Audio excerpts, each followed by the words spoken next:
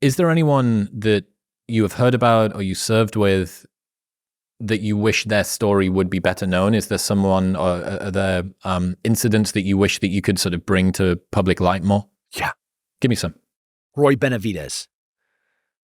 All right, you're not going to believe this one. Okay, Roy Benavidez. He's in Vietnam. He's a Texan, and he's sitting on a forward base, and he listens to a Special Forces ODA. He's a Green Beret, getting a gunfight. He's like, whoop, this sounds bad. Helicopter goes in to try to get some dudes. He gets scuffed up, comes back with a bunch of bullet holes, and Roy runs up to the helicopter. He's like, hey, I'm going to go with you. Take me back in there. He throws a bunch of guns and ammo in there. The helicopter takes off. On his own? On his own. Flies him back to where the ODA has almost all been massacred. He goes, starts leading the remaining men that are all busted up. All of them are wounded. Most of them are dead. He gets them to start fighting back the Viet Cong and starts pushing them back. He gets all of them in together, and they start surviving for a little bit. Helicopters are trying to come get them out.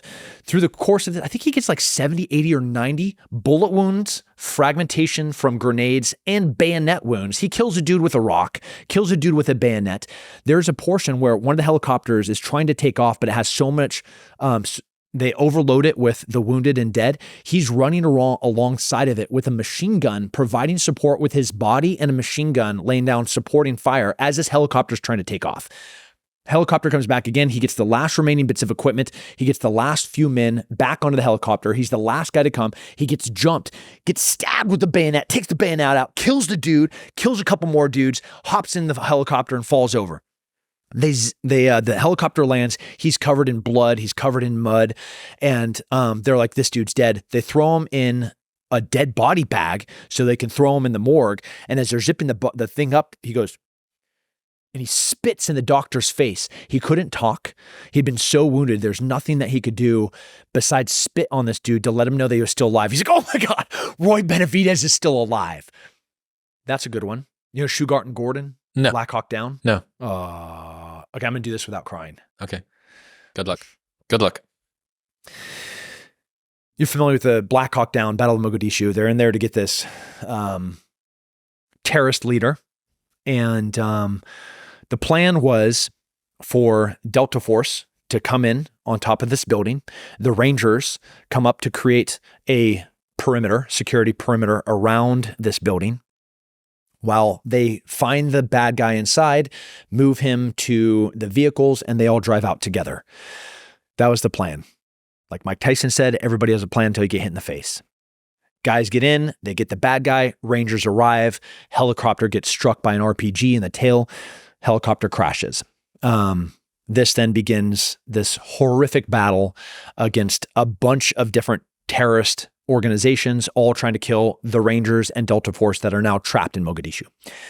And this is a fight. 30, 40 to 1 odds in ratio between terrorists to American operators. Shugart and Gordon are two Special Forces snipers that are in a helicopter providing overwatch. One of the helicopters that gets shot and crashes is getting overrun by all of these insurgent militia terrorists. They see on the ground that this helicopter, that some of the people inside of it survived the crash. And they see small arms fire. They see flashes from these guys trying to protect themselves. They get on the radio and they're like, General, we'd like permission to go in and protect these guys. If we don't get down there, they're going to get overrun. We can see everything. The general's like, negative. You do not have permission. You cannot be put on the ground. And they're like, understood. Why did they not give permission? So they call again. 5 minutes later, they're like, if we don't get on the ground right now, everybody in that helicopter is going to die. The general's like, no, denied. You cannot go down there. You see better than we can that there's no way for us to get you out. If you go on the ground, it's just going to add to the problem. It's 2 more people. They get a third time. Sir, with your permission, please allow us to get on the ground. We will fight to the helicopter. We will create a perimeter, a security perimeter around these guys, and we will protect them until we get a time to get these guys out.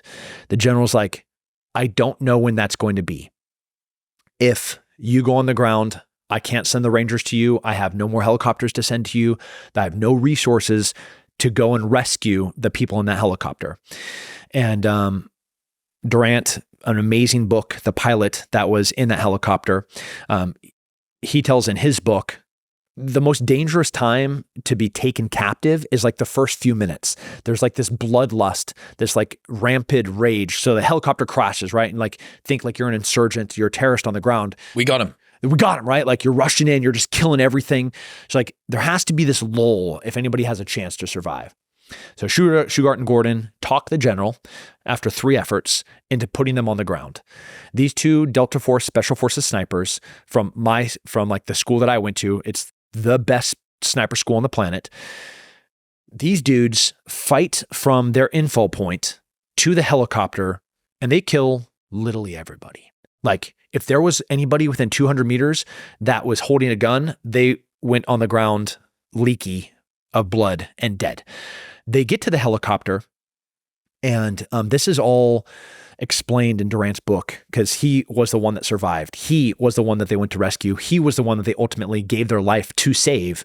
And they did just that. They grab him, they drag him out of the helicopter, they bring him into the building, and then they go back out to the helicopter. They give him an MP5 and they say, anybody that comes in behind us, stop them because we're going to fight to slow, because they're like this big, huge surge, like this, like you've seen like where riots kind of start getting that energy and like people start pulsing. Fever. Yeah. So that fever is there and they're just trying to keep it at bay.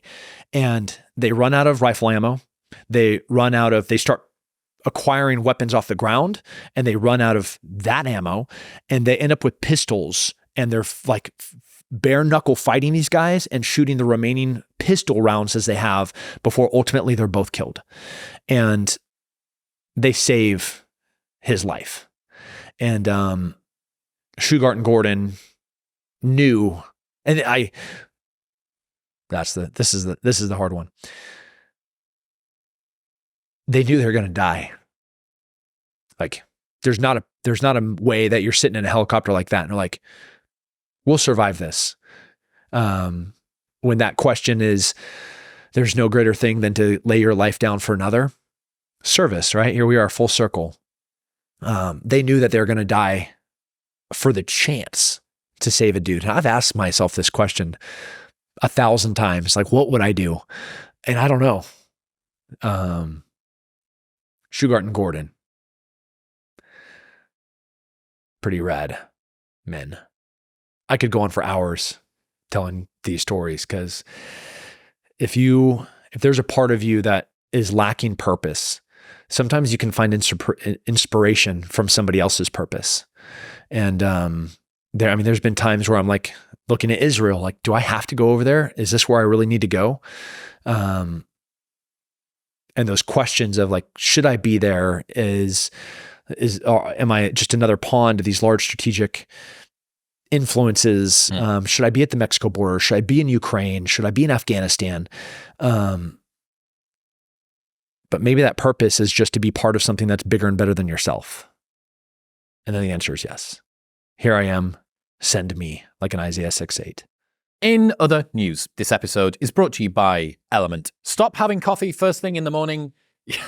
Your adenosine system that caffeine acts on isn't even active for the first 90 minutes of the day, but your adrenal system is, and salt acts on your adrenal system. Element contains a science-backed electrolyte ratio of sodium, potassium, and magnesium that helps to curb cravings, improve your brain function, and regulate your appetite. You might not actually be that tired, you might just be dehydrated, and proper hydration isn't just about getting enough fluids, it's also about getting enough electrolytes, and this is the best in the world at it. Also, there's a no BS, no questions asked refund policy, so you can buy it completely risk-free. Try it, drink the entire box, and if you do not like it for any reason, they'll give you your money back, and you don't even need to return it. That's how confident they are that you'll love it. Head to the link in the description below to get a free sample pack of all 8 flavors with your first box, or go to drinklmnt.com/modernwisdom. That's drinklmnt.com/modernwisdom.